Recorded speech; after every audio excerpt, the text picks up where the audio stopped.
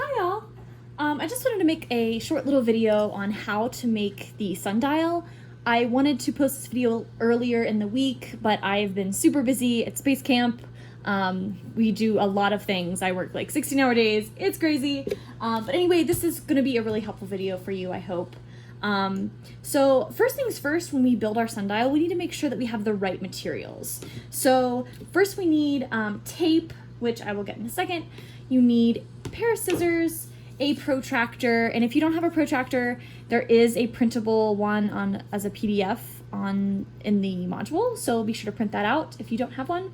Have a writing utensil and have a ruler. So if you don't really need a ruler if you have like a plastic one with like a little like movable, adjustable like line thing. But if you do need to print one out, make sure that you have one to make sure that the angle is going to be correct. Anyway, we'll get to that. When you go to find a piece of cardboard as a base for your sundial, you want to make sure that it is about as long as the protractor, at least as long. So my protractor is 6 inches. You need to make sure that your piece of cardboard is at least 6 inches. Mine is about 13 inches. It's gonna be big. That's fine. You can cut a piece of cardboard smaller. Just make sure that it is a little bit bigger than your protractor. Okay, cool.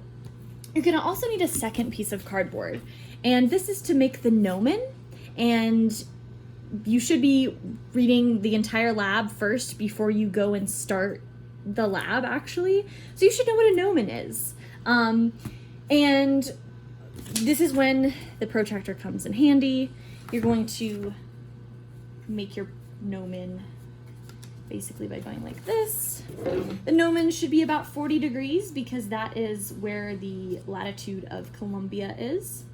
So I drew a line earlier, but I'll do it again. Make sure that your ruler is lined up to that center point right here, and make sure that it is reading 40 degrees. And you are just gonna take a pencil and go like this. You probably want to move this out of the way and then continue down the line like that. This should be, like I said, about 40 degrees. This right here should be 90 degrees, and this up here should be 50. So I gave you that. That's fine. It's not a big deal. You are then going to cut this out. So let me just cut it out like this. That's not gonna work. Make sure you have sharp scissors or a box cutter. That's really helpful. This is just going to be a little bit janky, but that's fine. It doesn't need to be perfect. Oops, cut on that. Cool.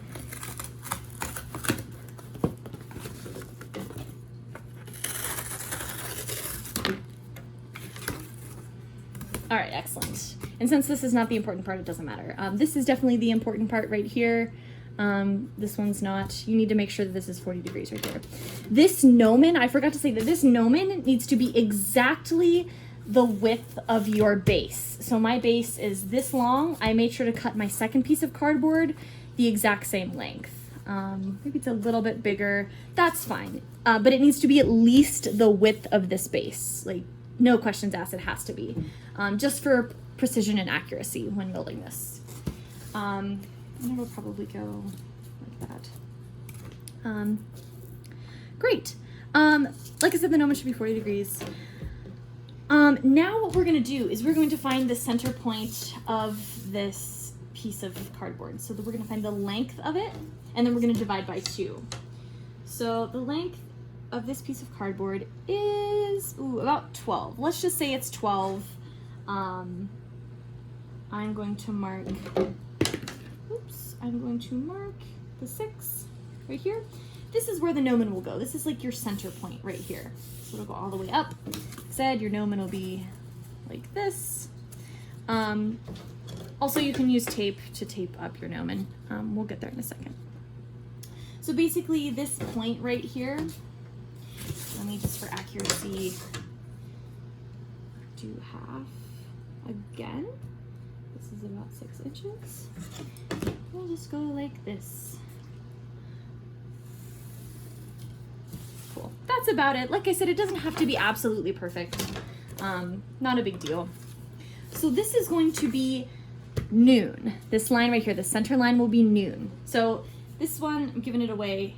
It's easy, you should know. This is just noon. You can also write noon. You can write 12 p.m. because 12 a.m. is midnight. 12 p.m. is noon. And then you're gonna go down and you're gonna have to calculate the angles yourself. I am not going to do that for you. And you need to figure out what 1 p.m., 2 p.m., 3 p.m., 4 p.m., 5 p.m., and 6 p.m. 6 p.m. will be the bottom right here. So you don't have to find that angle because it's just 0 degrees. So, or 60 degrees. It's 6 p.m. So make sure you write 6 p.m. right there. Make sure that you account for daylight savings time because that's super important. It is currently daylight savings time. Let me find my tape here.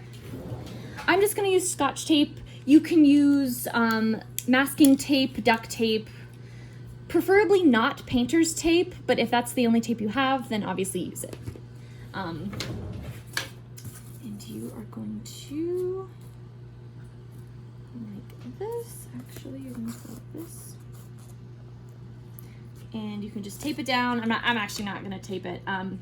But yeah, you should just tape it down. Make sure it works nice. You know what, I will.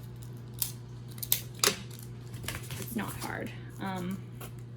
If you have a hot glue gun, that also might help too. So you can totally use that. Be creative. And if something doesn't work for you, then figure it out. Make it work for you.